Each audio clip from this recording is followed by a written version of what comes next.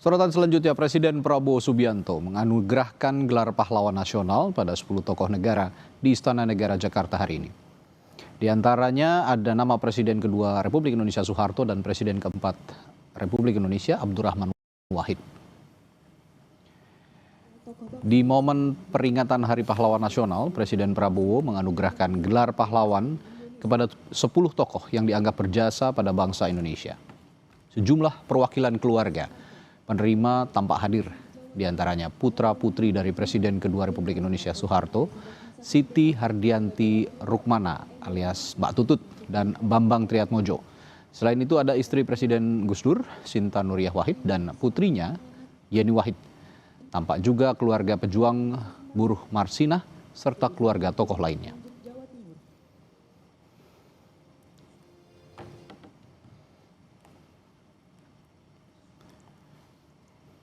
Presiden kedua RI Soeharto saudara dianugerahkan gelar pahlawan nasional. Pihak keluarga berterima kasih kepada Presiden Prabowo dan semua pihak yang telah memberikan gelar pahlawan kepada Soeharto dan tidak mempermasalahkan dengan pro kontra yang terjadi.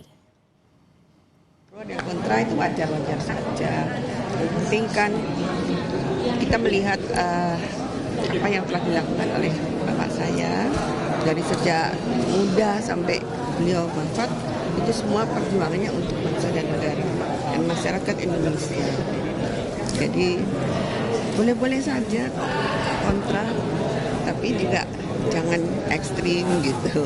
Yang penting kita jaga persatuan dan kesatuan Republik Indonesia. Nama lain yang dianugerahi gelar pahlawan nasional adalah Marsina. Marsina saudara adalah aktivis buruh perempuan yang tewas pada tahun 1993 setelah memperjuangkan kenaikan upah di Sidoarjo, Jawa Timur. Kasus kematiannya menjadi simbol perjuangan buruh di Indonesia.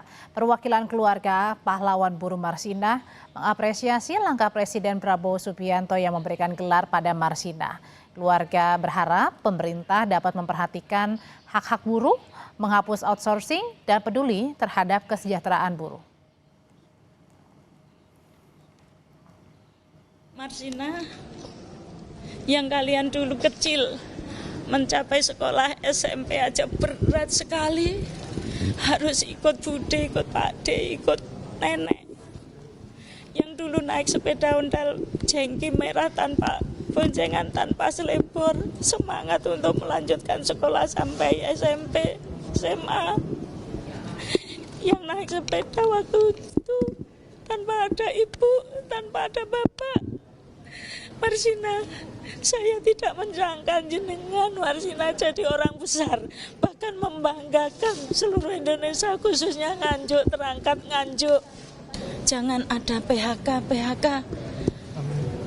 terutama yang outsourcing. Siapa tahu dengan Pak Prabowo dibuat seperti zaman dulu, tidak ada outsourcing, sehingga untuk kehidupan berumah tangga itu bisa berjalan lancar. Kalau outsourcing 3 bulan selesai, 3 bulan selesai, otomatis kalau sudah berumah tangga, itu bisa menjadi pertengkaran di dalam rumah tangga sehingga banyak perceraian. Saudara, polisi tetapkan 4 tersangka dalam kasus penculikan balita di Kota Makassar.